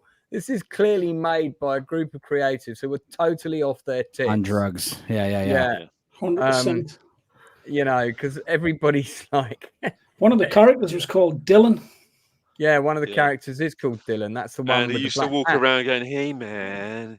That's this hippie-looking dude here. And then this is Zebedee, was like Badoyan. Florence, I can't remember Dougal. This guy's name. Dougal was the dog. There was Dougal. There's a dog, and he always used to eat sugar cubes, didn't he? Yeah. That can't be good. That dog's going to die of diabetes then. Yeah. And then there was Ermentrude the cow. Ermentrude the cow. Yeah, who had a really sort of school teacher from St. Trinian's voice. Yeah. But do you remember another kids TV show? I don't know whether you remember this one, Lance, because I think that we're kind of a similar age, and we're certainly older than these chaps. By that he means he's older than me, but yes, a similar age. There's a 5 in there somewhere. Yeah. And, go on. Do you remember HR Puff and Stuff? Oh my god, that's the one with Jack Wilde. Yeah. Holy shit. I only saw the feature film of that when the show was on. I wasn't really around, but they did do a movie, and that got repeated because that's the one where he's on the boat, and the boat turns evil. And, that's probably the most over sort of drug culture kids TV show I think you'll ever see. Not surprising, seeing as bless him, the late Jack Wilde was in it, of course. Yeah. Wild by name and by nature. I met him not long before he passed away, and it was before he had the because he had throat cancer, didn't he? And he had to Yeah, have one he of did, those things yeah. where you put it to your throat to speak, and you Yeah, speak like a yeah. Dalek. But it was before that, and he Yeah. was in a show of a friend of mine. And the night that I went to see the show got pulled. So I went backstage to see what was going on and find my friend, because she was the producer, and I knew she'd be in a state of distress because they hadn't sold enough tickets. The theatre pulled it, and people hadn't got paid. The whole thing was a total nightmare. And I met him on the staircase with his partner, trying to stop the costume people from taking his costume, because he was siding with my friend, the producer. Yeah, it was a horrible situation. I could really, as a creative, seeing something she spent about 5 years trying to get that show off the ground, and Samantha Fox was in it, and she pulled out, and all kinds of stuff. This is a shot from HR Puff and stuff. I don't even know what half of these creatures are, but they all look whacked off their tits to me. Yeah. So I never saw the TV show. I never saw the movie. Say that. Whacked off their tits. Whacked off doesn't mean what it means in England over here. Well, good news. This is an English broadcast show. It's a children's show. Yeah, this is apparently this is a children's show. Apparently, they were wanking and doing drugs. There was that Mr. Show with Bob and David skit where they're talking about Drugopolis, and it's like a 70s rejected television show that's just like this, where it's just like obviously the creators are like stoned out hippies. It's so ridiculous. Yeah, check that out. I love these tree costumes. They're kind of like creepy, cool sort of Henson vibe. Yeah. Yeah. No, I Fandad, did you ever watch this? The name rings a bell, but I don't think I ever got to see it. No, I don't. Translated, that means I don't want to admit that I'm that old, so I'm going to say. Yeah, what's going on? Oh man, it was a shame because he was, he'd had a life, but I felt like it would have been good to see him do more things in his adult life, after he'd overcome his addictions and stuff. Yeah, he had a small supporting role in Robin Hood, Prince of Thieves, as well as one of. That's right. Yeah. That's right. Yeah, well done. Yeah. I had a couple of friends in that. They're trying to move the log out the way during the ambush, and they're having that argument. And how many are they? 20. How many is Ali? 5. Yeah, 5. Yeah, that's funny. Yeah, he was with another actor of his generation in that scene. Mental Mickey from Only Fools and Horses. I can't remember his real name. Danny Peacock. Danny Peacock. Daniel Peacock. Yeah, he's very funny in Quadrophenia as well. He's getting his hair tailored, and he's like, "Stop pissing about." And I've also met Daniel Peacock. Actually, I met him in the queue for the movie Labyrinth with his kids. Oh, really? He was in the queue in front of me at the Odeon Leicester Square, and I went, "You're Daniel Peacock from what was it? What they called? The Comic Strip Presents." That's where I knew him. Yeah, that's it. Yeah, because I remember seeing him in a lot of old BBC and Channel 4 stuff when I was a kid. But I rarely saw him in anything after a while, except the last thing I saw him in was Toast of London. And he has a little small role in that. HR Puff and stuff was a tool of the devil, not popular in Jay Goodwin's house. So just quickly, just want to give you a quick nugget you mentioned on Robin Hood, Prince of Thieves. Quick nugget on the dialogue for what's his name? Oh Christ, what's his name? I don't know why his name eludes me. Kevin Costner, Sheriff of Nottingham. Alan Rickman. I know he invented most of the best lines himself. Well, it was actually, believe it or not, his dialogue was completely rewritten by his best mate, and his best mate was Ruby Wax. Ruby Wax. Ruby Wax actually wrote all of his best lines, or rewrote all of his dialogue, and they did it in some little greasy spoon cafe somewhere in London. And she actually said to him, your dialogue is shit. What are they doing to you? And she said, you got to do something with this dialogue. He said, look, I'll call them up, see if they're okay with me doing a few little changes to the dialogue. And they said, yeah, fine. So yeah, he completely stole that movie. He did, yeah. If he played that character straight, that film would not have been anywhere near as good as it was. He's like 50% responsible for that. Oh yeah, undoubtedly. And there was all that talk. Do you remember there was all that talk when it was released that they actually had to edit an awful lot of his footage out because he was upstaging Kevin Costner. I'm not sure how true that was, but no, I've got the DVD with all of the scenes that there's about 5 scenes. Oh, right, okay. Movie a little bit as well. I really don't like the extra scenes being put back in. It kills the pace. It really does. Yeah, I've got the extended version. I mean, the scenes that were cut were mostly not his humor stuff. It's mostly the subplot involving him getting all the lords together and creating weapons. And there's extra scenes about that and extra scenes about plotting. And they cut that stuff in favor of his scenes with his gags, which is quite funny. So, and unfortunately, I was actually, because the two Robin Hood films were actually shooting at the same time, sort of pretty much in tandem. Were you on the Danny Webb one? The Patrick Bergin one. Yeah. Oh, that film's terrible, man. I had a good time on it though. I had a good time on it. It was, it was pretty fun. But I did actually hate the Patrick Bergin version. I think it is more of a more grounded, realistic Robin Hood. Well, Kevin Costner one is much more fun popcorn, and I can see why the Kevin Costner version did better. Yeah, but I don't mind a grounded Robin Hood, but that one, which I can't remember where it was shot, but it just, first of all, it didn't look like the UK. The whole thing looked like it was shot in winter. There's no leaves on the trees. It's all miserable and muddy the whole time, which adds a certain grit to it. But after a while, you're just watching the film feels dreary. There's also almost no action in it.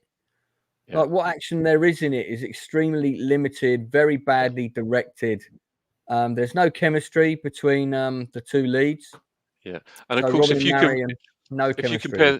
compare the two scores as well, I don't think there's any comparison, between the Michael Kamen score and the score. Who I can't even. I don't remember the score of the Patrick Bergin one either. I couldn't tell you anything about the Patrick Bergin score other than it's completely unmemorable. Yeah, I've got it, and it's somewhere, but it's not great. But as far as the Prince of Thieves score, I think it's one of the greatest scores ever written for a movie. It's just fantastic. Well, having gone down a children's television program's rabbit hole, Northern, what have you been watching? What do you want to mention?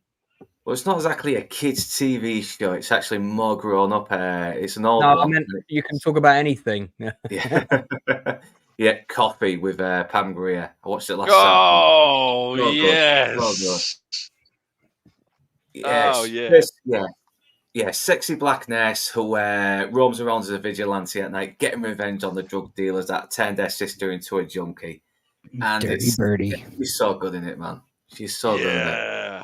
And it's got an amazing soundtrack. It's great. Yeah, the soundtrack's soundtrack's really, really good. But it's a great film. It's a really, really good film. Yeah, you wanted to get revenge. You do. As soon as she's going to that drug dealer saying, "My sister's in bed all junkie and you're living right, that ain't right," and she blows his fucking head off. You just love this woman.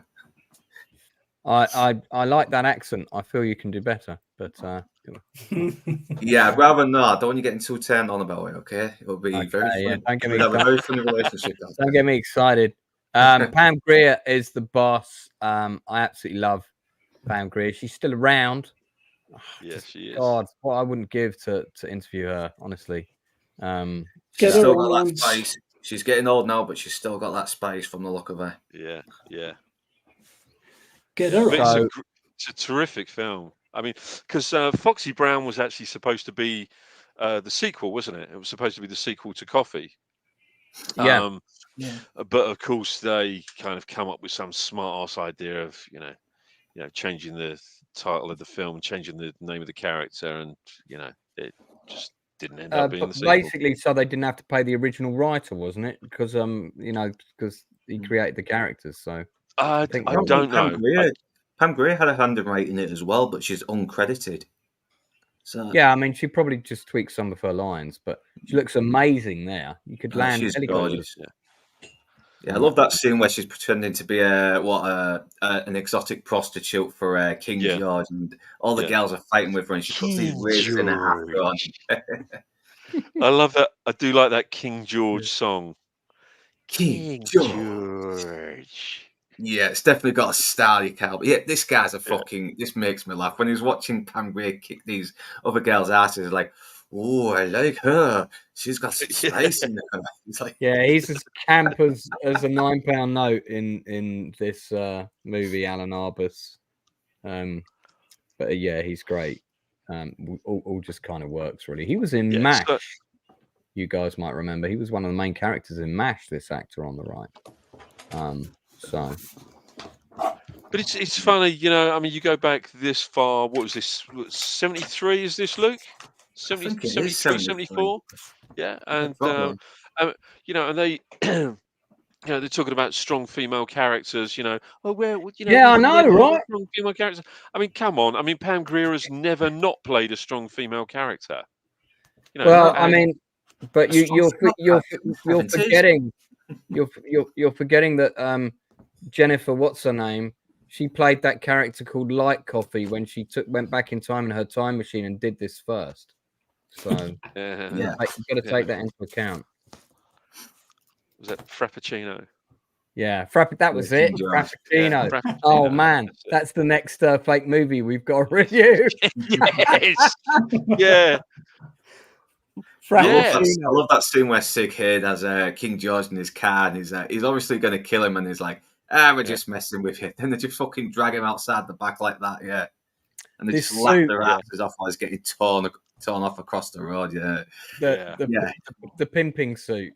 Yeah, he fucking owns it though. He does. He owns those ridiculous outfits. Yeah, great. It's a good choice of film. Really, it's a cracking film. Oh, Sid Haig was in. He was in that horror movie, the one where you've got that big House of a Thousand Corpses. Not just that one. Thinking more recent. There's Devil's Rejects as well, and I think the Devil's Rejects with the big shootout of the house at the beginning, and he's like the old creepy clown sort of guy, isn't he? He passed away fairly recently, a couple of years ago, I think. Jay Goodwin again picking up on the facts. Jennifer Lawrence is the best strong black woman character. She did it first. There's a cool thing. Frappuccino film review coming soon. There's a cool thing with Sid Haig and Jackie Brown, because when Tarantino had Pam Grier in for that scene where she's got to walk into the courthouse and she's looking at a bit of a mess, and Sid Haig is playing the judge. She did not know Sid Haig was going to be on there playing the judge, and it was a nice surprise because it had been a long time since they had seen each other. All right. Yeah. That's nice. And the funny thing is, a lot of the soundtrack from this has actually been lifted and dropped directly into Jackie Brown, hasn't it? Yes. The first song is like, oh my god, yeah. That looks like a terrible day's filming for the dude. It has to, terrible. Yeah, I love these. They don't give a shit about all the tits they show as well. And Pam Grier, she was always game for it. Got to love her for it. Guys, what would you give Coffee out of 10? I'll give it a 10 out of 10, man. That's a 10 for me. That's a 10. Never seen it. I'll give it a 10. Foxy 10 out of 10. Pandad hasn't seen it, but he's going to give it a 10 anyway. Okay. When I asked, was Pam Grier in a movie where she was killing people with a razor blade between her teeth? I don't know. I've seen that film. That might have been one of her prison movies. Yeah, that's got to be. She was taking them back to a flat or something and like having sex, and during the proceedings, she had a razor blade between her teeth and she was slicing people's necks. I'm sure it was Pam Grier. Is that Fort Bronx? Is that the term? The proceedings. The proceedings, sir. Yes. The proceedings. Please remain seated for the proceedings. That's a great photo. I love that black and white picture. Wow. Okay, well, I have to go soon. I have to go soon, but before I leave, one more movie I wanted to recommend. Me and Mom watched this weird ass 2003 Comedy Central original movie, and they don't make them like this anymore. It's on YouTube. You guys can watch it immediately. It's hilarious. It's a hidden prank movie called Windy City Heat. And they take this it's Adam Carolla produced it. Bobcat Goldthwait directed it. And it's basically these two guys always play a joke pranks on their friend Scary Perry, their third guy. And they've convinced him that they're all going to act in this movie called Windy City Heat. And Scary Perry has the lead role. And it's like, they're going to have cameras, behind the scenes camera following him around all over the place. And this guy's basically a very stressed out idiot. He's very stupid. He's very insane. And yeah, it's just an hour and a half of these guys just fucking with him to the nth degree constantly because he thinks he's in a movie. And the shit that they get away with, like for instance, I showed this on Dorkside. They have like, they're going to audition the female lead, and her character name is Jiggly Wiggly. So they need like some busty lady to come in, and she needs to be a busty brunette. And for some reason they're saying, okay, well, we're going to audition 3 girls at once. So they have 3 girls come in, and they all like reading the same line at once, all 3 of them. And they're all like taking their shirts off for him. And he's just like, and there's a scene where he has to have a sex scene with the beautiful Jiggly Wiggly. And they like, right before they start kissing, he's like, all right, cut. All right, now bring in the stunt man. And it's like an even fatter guy in a muscle shirt. And he's like, all right, this is the stunt guy. She's going to be making out with him. He's like, why can't I do it? He's like, no, you have to go backstage and wait until we're ready for you. They also they have all this promotional material like lunch boxes and action figures, and in every single picture of the movie they make him like twice as fat as he is in real life. So he's like, why is my character all fat? Like, why? He's like, that's just how it is, man. Highly recommend it. It was so funny and weird. And also that's such a coincidence because my son actually recommended this to me last week. Weird. Yeah, I remember when it came out. I have a feeling I saw it. Yeah, it's like that man show style humor, just hot chicks and fucking with people and just having good laughs and just being funny. It was a silly movie, but in this day and age, it was a breath of fresh air, But on that note, guys, I have to leave suddenly to go pick up my uncle. You got to pick your uncle up. Man. Yeah, I hope he's all right, guys. Well, I'll see y'all next week. Take for care, sure. mate. Yeah, all right, take care, mate. Let's talk about Beverly Hills Cop Axel F, which dropped last week, right after the Nielsen ratings. I think it was the next day. I watched it straight away. I saw the first Beverly Hills Cop in the cinema, and the second one, and the third one. Third one at Empire, Leicester Square on the opening night. First one was, I think it was in Kingston with my dad. Great memories of the first one. I watched all 3 of them, the first 3 movies, the same day as this came out. So I actually watched them in order because I thought that would be fun to do rather than jumping on this. The second one has aged surprisingly well. I think the second one is a much better film than I thought of it at the time of its release. It's very heavily sun-drenched, Tony Scott stylized, but that look now actually feels really great. Whereas at the time, I think everybody was doing it, and it just sort of felt a bit all fake and shit. But now it sort of feels almost like an iconic look of Tony Scott. So there's a lot more to enjoy in it. Maybe it's because I'm older, and of course I'm a filmmaker now, and I look at films differently. But I was very critical of the second one. The third one is basically Die Hard in a theme park and doesn't really work. And it's written by Steven D'Souza, who co-wrote Die Hard. I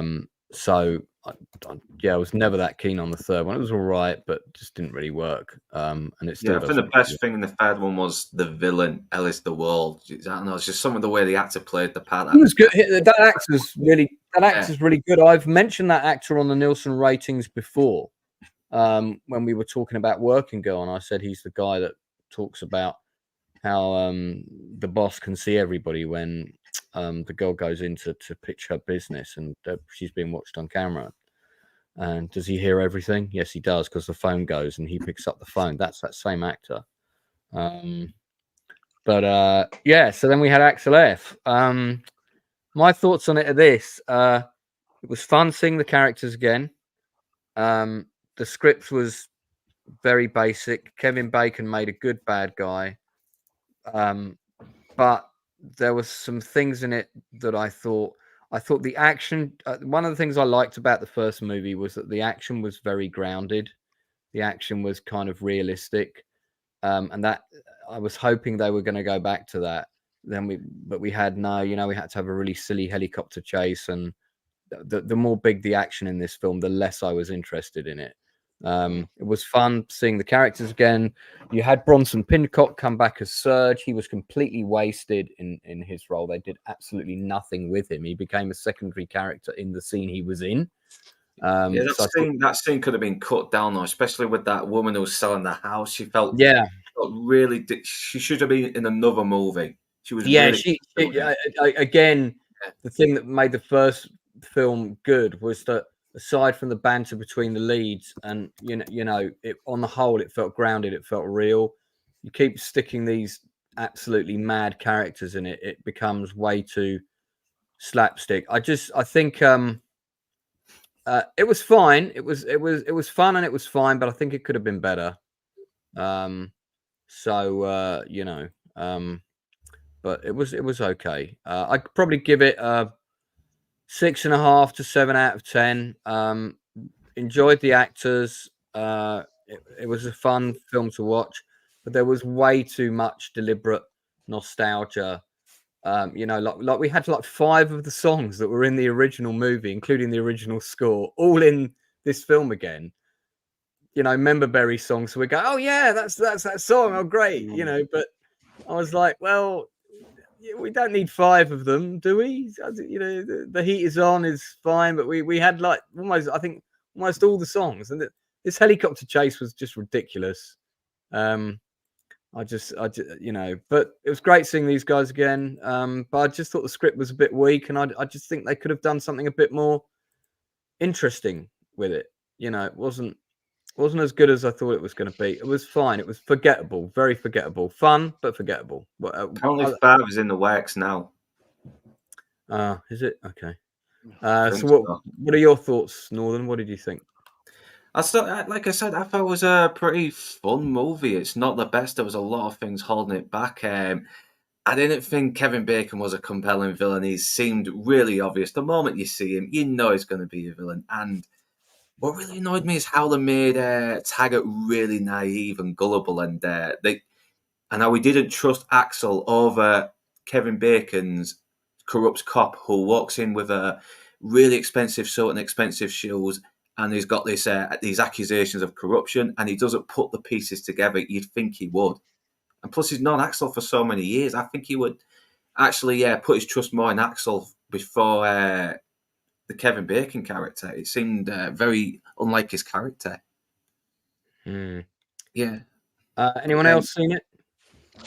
No, I mean, I've got to be honest with you. I'm kind of slightly done with these sequels that are sort of 30 years on, 20 years on. I just think it's a bit passé now, where they keep thinking that they're going to recreate the old magic, bring the old team back together again, and we're going to get the same. We've already got our sort of previous audience. Well, let's face it. Probably a third of that audience are probably dead by now. There is still things that make it worth watching. Like Axel, Eddie Murphy plays the part like he never left it. He's still kind of got that.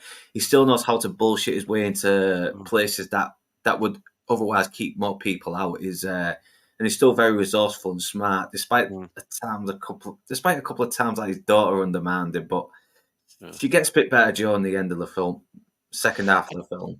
And I did like Joseph Gordon of it as well. He was very good in it.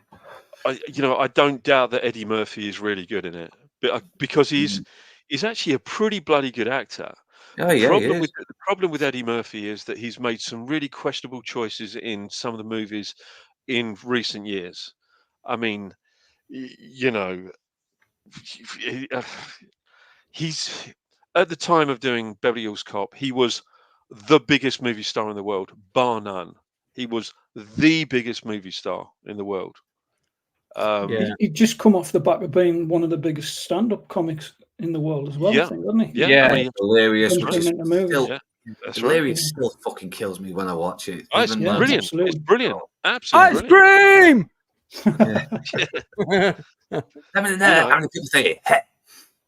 He was only 23 as well, so he was well on his way to stardom. We had that kind of string of movies with him. Trading Places, 48 Hours, Beverly Hills Cop, and 48 Hours in particular. That was the one that I think kind of nailed it. That was the one that was the one. Yeah, that was the one that put him on the map. And that created Eddie Murphy. The studio didn't want him. Walter Hill had to fight to get him cast in that part. And then Trading Places. Then then they knew they had something with him, so they were like, right, we'll put him in another big comedy movie. Boom. Then that was it. He was off to the races after that. So, and Beverly Hills Cop was the 3 for 3. It was the one that sent him into the stratosphere. Really, it's the perfect movie at the perfect time. It just tonally, it just had the right mix of comedy, but you still remembered this was a guy trying to track down someone who murdered his friend. I just think that the comedy balance to the serious drama was off. The tone of it was off. RRTNZ said, an honest attempt, but find it soulless. Murphy's still charming, but he hasn't got the same energy he had as a young man. Better than a lot of crap that's out there. I mean, that's pretty much what I wrote on my Facebook when I saw it. I put this is above average and pretty much forgettable, but that's still better than a lot of stuff. I mean, give me Eddie Murphy over Will Smith any day. Oh, absolutely, any day of the week. And over the Acolyte as well. Give me anything over the Acolyte. Give me hemorrhoids over the Acolyte. So 6.5, 7 if I'm inebriated, but probably if I'm honest, 6.5 out of 10 on this for me. Anyone else? Yeah, I have yet to see it. Luke? Haven't seen it yet. But I did watch the original today in preparation for Friday's stream. So that was So Northern, what was your rating on it? Yeah, 6 out of 10 because it's a fan movie. It has a lot holding it back, but it doesn't totally destroy the character. It doesn't shit all over him the way Indy 5 did with Indy. Yeah. Well, I did a gut reaction review to this film as soon as I got back from the cinema and saw it, but we haven't had a group discussion about it on the Nielsen ratings yet, and that's Kevin Costner's Horizon, which I was really urging people to go and see. The problem with this film is quite pretty simple, and that is that it's, first of all, number one, it's half a movie. Number two, this is the setup half, and it requires patience, which cinema going audiences don't have these days, unfortunately. Drinker did a review of it, which actually was pretty bang on, where he was saying, even though it is a part one, it still needs to have a kind of inner narrative where some things at least come to a conclusion in this part, even though other stuff's going to be left hanging. And I mean, a good example of a long continual story that works as two parts is Back to the Future Part 2 and 3, which, by the way, started production as one film, and then they realized it was two movies after they were shooting for 2 weeks, and they had to shut down the production and renegotiate everyone's contracts. Yeah, that ending was like a joke, wasn't it? But unfortunately, people wanted to actually see a sequel, so they ended up really doing it. No, it did. Watch David McGiffort's interview. It's way different to that. They had the whole thing written out, including the Wild West part and everything. Oh, did they? And they just realized that the movie was too long. And Steven Spielberg and Robert Zemeckis sat down and said, actually, this could be the greatest trilogy of all time. You know, we've got 2 films here. So they went back, and there was everybody was basically told to stand down from filming. They were about 2 weeks in to Back to the Future, what would have been Back to the Future 2, and go home. And it took 6 weeks before they were back on. David McGiffert talks about this in detail because he's the first AD on all 3 films. Yeah, and what a first AD he is. Yeah, amazing. And he just got into this. You can see the interview on the channel. If any of my mods are on there and they've got it handy, please stick the link in the chat for it. But it's the David McGiffert interview, and I think it's interview number 45 or something like that. But Drinker is right that this did need a narrative, because even Fellowship of the Ring had a narrative. You know, it had still had a to be plot that would conclude with the other stories, and but thankfully the characters are still very strong. Though you get the struggles they're going through on each different side, and I liked it. I mean, I liked it, but it's one of those films where I would completely understand if other people didn't, because I'm prepared to be patient. The fact that I know part 2 is coming in August, it's already scheduled for release in August.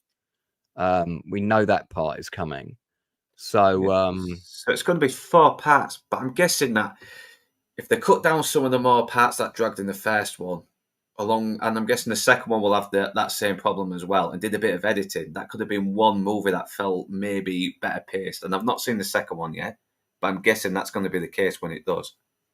I think he probably just wanted to do this film his way. I guess it's his swan song, but I mean, God, he's put up a lot of money for it. So, you know, we'll I guess we'll see. But at the minute, it's tanking worldwide. And it's a shame as well, because it is very well done. Looks amazing. I love the score as well. I love the music. Score's great. Yeah, the acting is really good from everybody, from the child actors to people with bit parts. I mean, this is a first class cast. They're all really strong actors, interesting characters, lots of mini conflicts going on with different people. I mean, there's not a weak cast member. I think the 2 posh British people are a little bit, maybe, they're not the best realized characters. The actors are fine. They play them as self-entitled British people who think traveling on a wagon train going to the West is all a bit of a jaunt, and they don't have to take part in the work, and they think other people can fetch water for them and things, which is all very entertaining. Yeah, that reminds me, it's good to see Luke Wilson in something again. It's been a while since I've seen him in something. Yeah, not seen him in a straight role for quite a long time. Sienna Miller is amazing. She is. She is. She's really good. She must have just got cast as the sexy girl in 2000s, but I think she's really come into her own since American Sniper. Yeah, do you know what? When she did American Sniper, I didn't even realise that was her until after. No, me neither. Me neither. No, yeah. I agree. She's not changed a bit either. She still looks the same as she did in Layer Cake. She's she's got good genes there. Considering, like, I think when she first started as an actress, a lot of people just kind of wrote her off as Jude Law's other half at the time, didn't they? Yeah. And unfairly, but she's phenomenal, and I think probably now has a stronger. Her career has certainly superseded his. Yeah. That's got a sting. Yeah. Since we're talking about Beverly Hills Cop, I think the guy who played Mike Tandino's in this as well, as one of the guys that owns the store where. Yeah, you're right. That's him. Yeah. That is him. Yeah, the one who kind of like when there's nearly a fight in his store, and he's like, "I'm not having that in here." Yeah, that guy. Yeah. No, you're right. That is him. This actor, Jamie Campbell Bowell as well. Yeah, he's got an amazing presence, isn't he? Man. Yeah, we won't spoil anything by saying what occurs with him, but he's got incredible presence. I mean, like every other shot in the movie is like this, every other shot is like a painting. So there's Luke Wilson doing a straight role for a change. This is actually a shot from the second film, so because that's in the trailer at the end. This is a posh British person played by Tom Payne. great to see Michael Rooker in quite a different role as well. So yeah, August 16th, second part. I mean, I don't really want to rate it until I've seen the second part, because it is part one.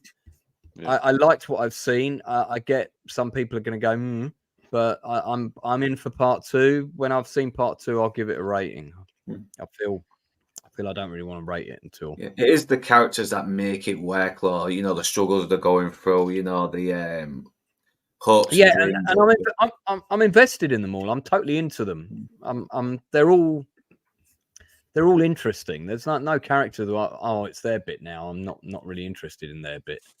Looks like a great cast as well.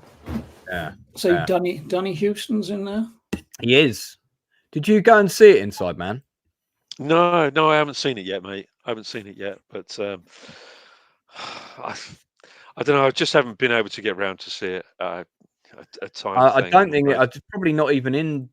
It had a very limited release. Yeah. It wasn't on any of the really big screens in London. I was hoping it would be on it. So I didn't get to go and see it at Leicester Square, and I would have done if it had been on in one of the big cinemas, but unfortunately it was not. What was the runtime, Lance? 3 hours. Wow. Yeah, I'm just kind of a bit annoyed at myself, really, for not actually making the time, because this is really right up my street. I don't think we'll see the likes of it again. I think it is going to almost represent a kind of a dying era of filmmaking. And, well, if Kevin Costner's the man to see that out, that's okay with me.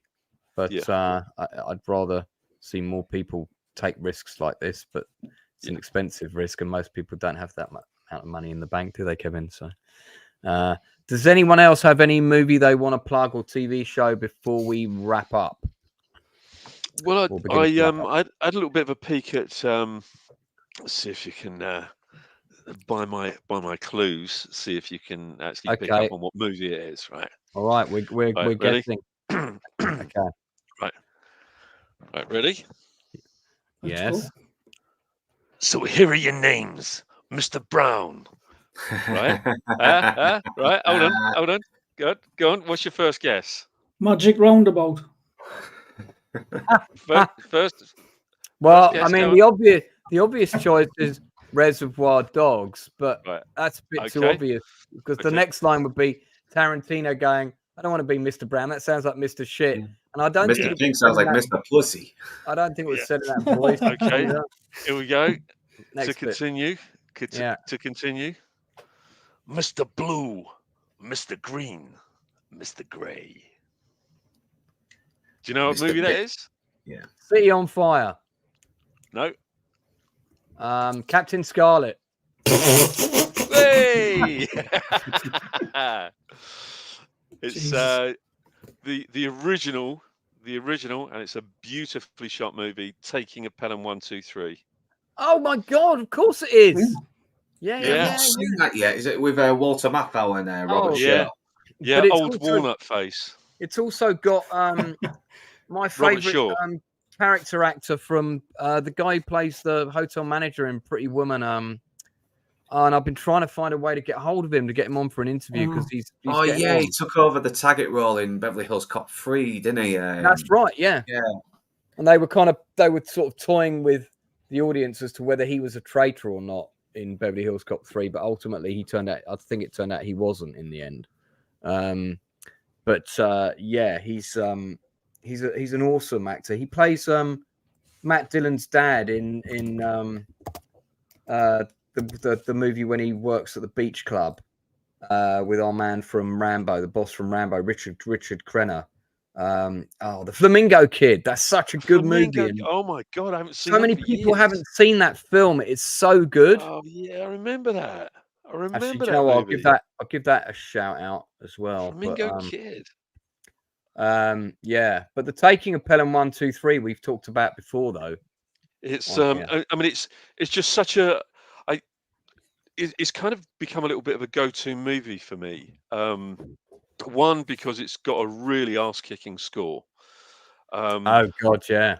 Two, it's so amazingly shot. And it's got this. You got this kind of little potted history of New York from like 1974 or whatever it was.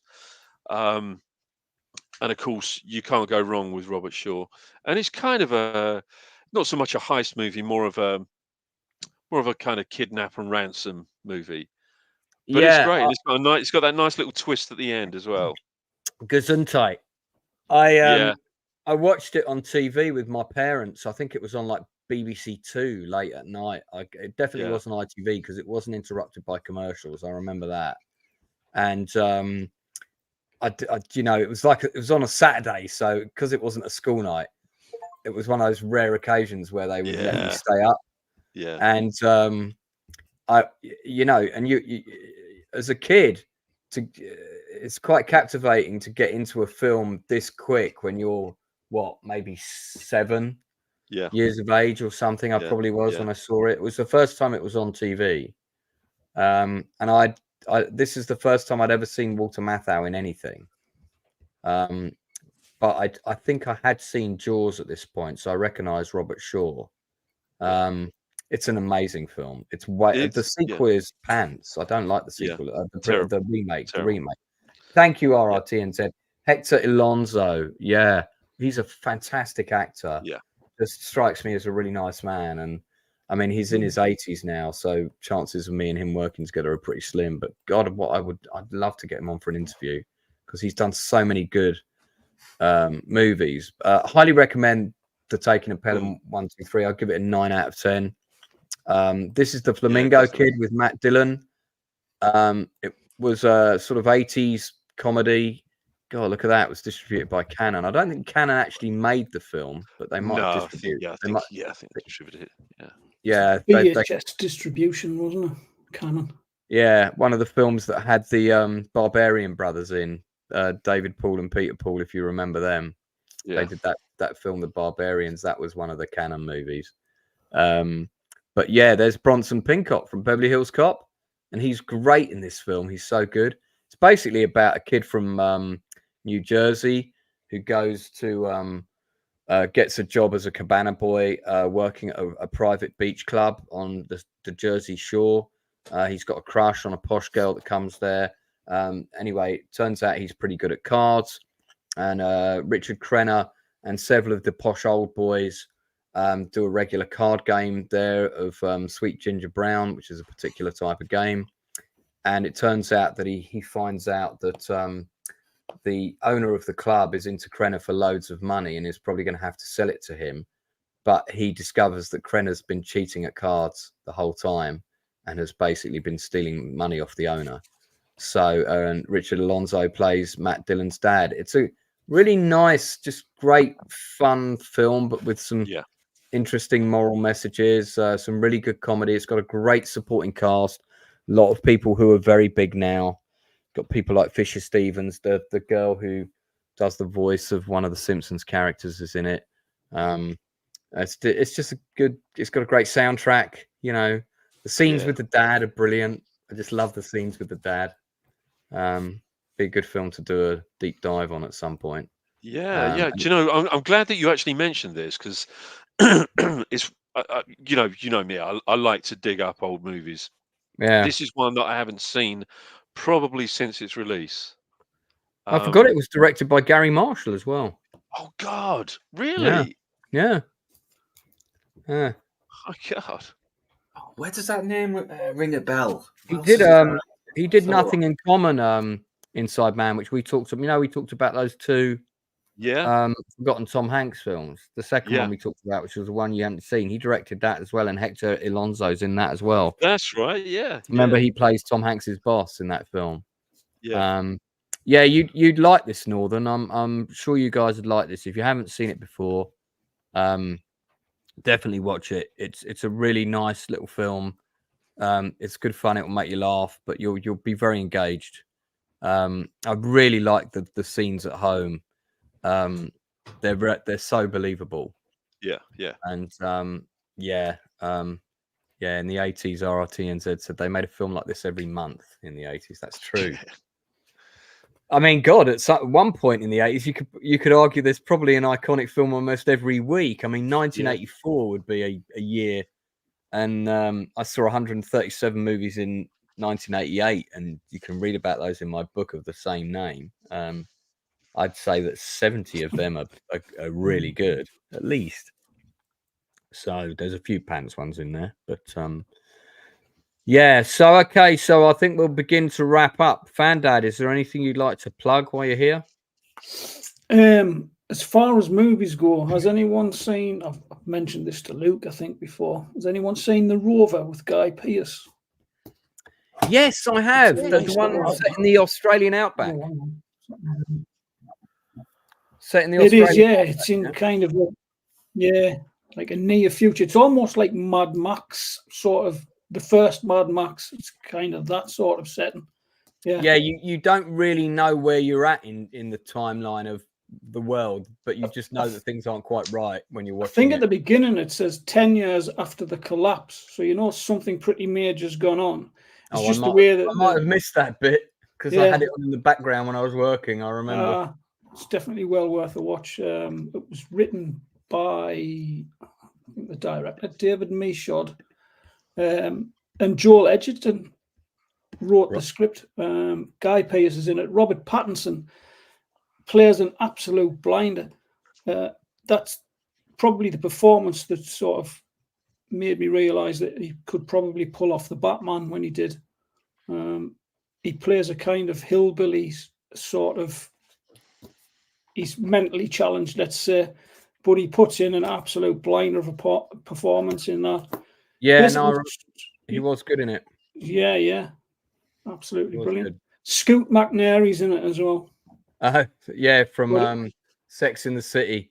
Yeah, I think about 10 minutes in, you realise what kind of film you're actually in. I won't spoil it for the other guys, but no, it's something happens and it's a WTF moment. And you think, okay.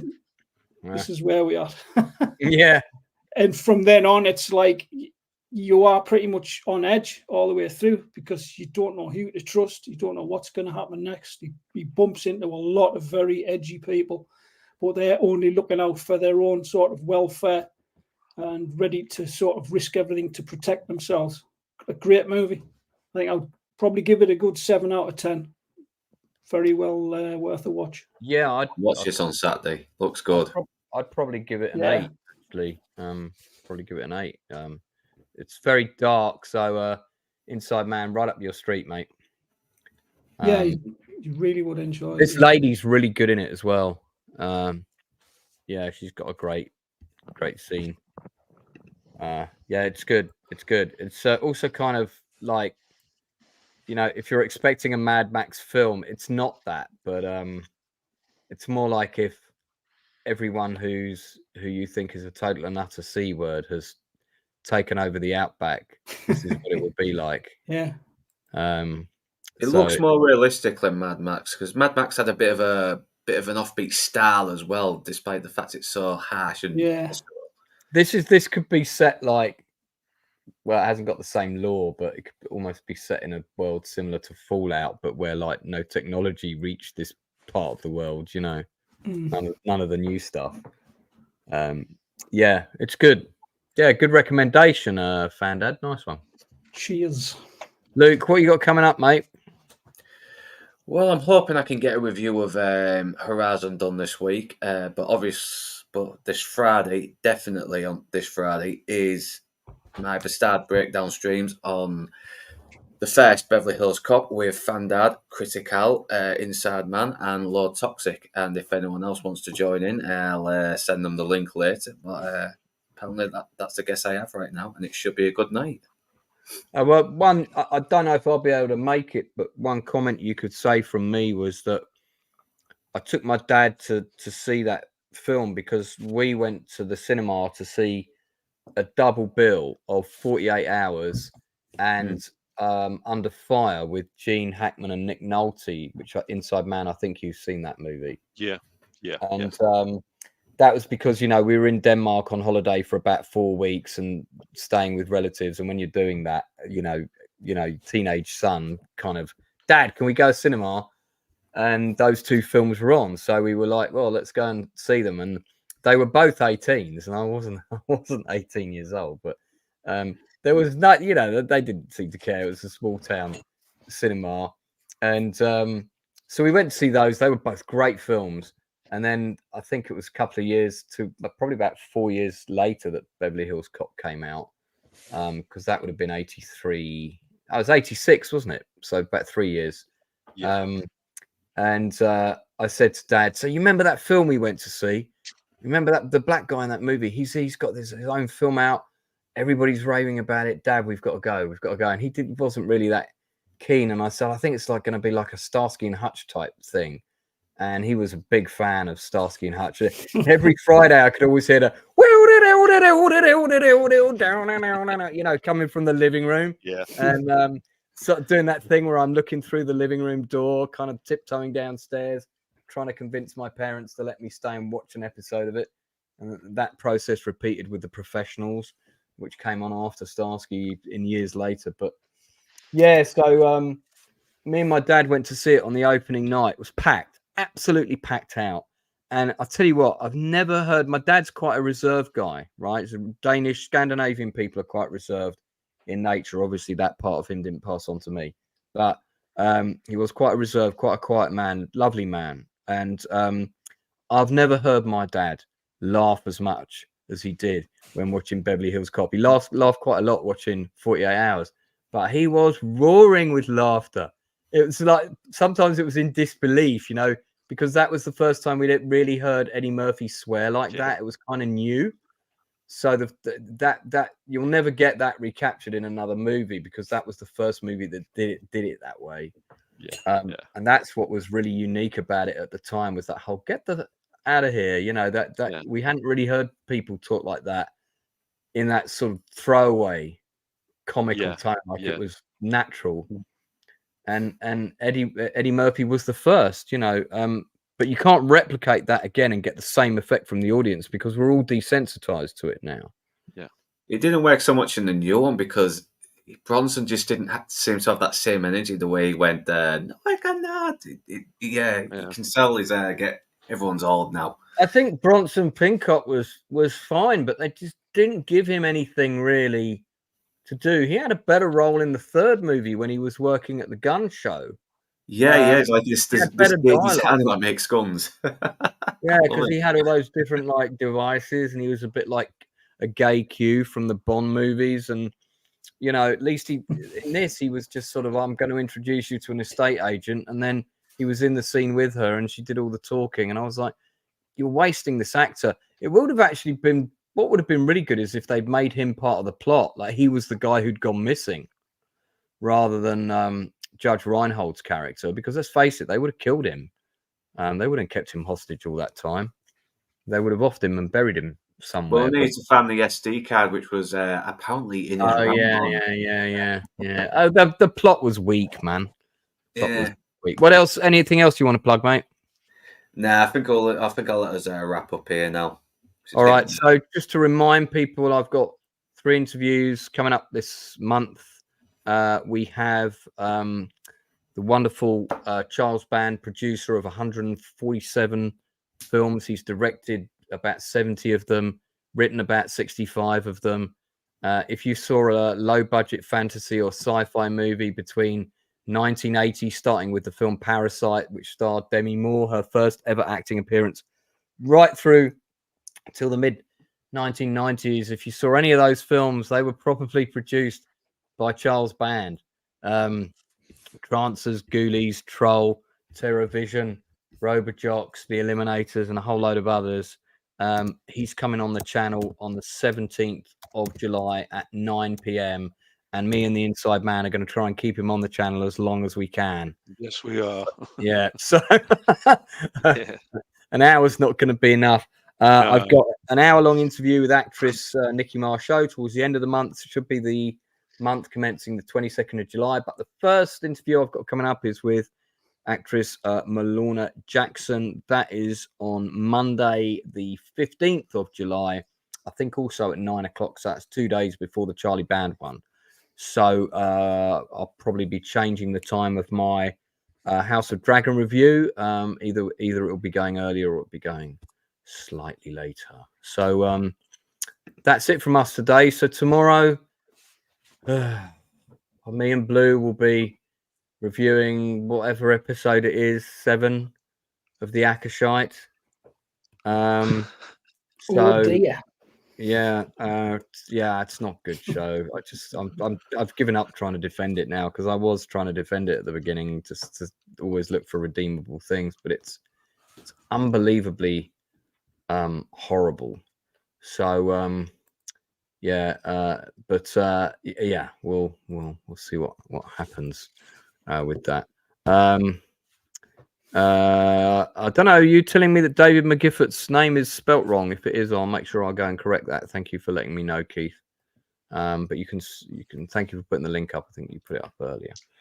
So Inside Man, anything you wanted to mention before we go?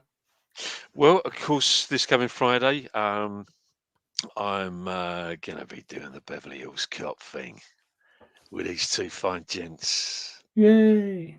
And of course, what I'm really looking forward to, and I'm kind of a little bit sad that we're coming to an end of Band of Brothers, but I am looking forward to doing the final episode 10 of Band of Brothers with on you Sunday. And yes, on Sunday. Yeah. Oh my God! Really, yeah. Well, really looking forward to that.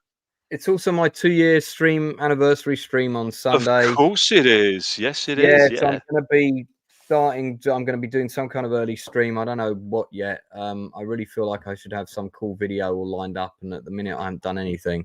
But there might be some sort of movie quiz type thing. There'll be stuff happening throughout Sunday to do with my 2-year anniversary. So keep an eye out, and the Band of Brothers stream will be the last thing that we're doing that day at the usual time of 8 o'clock.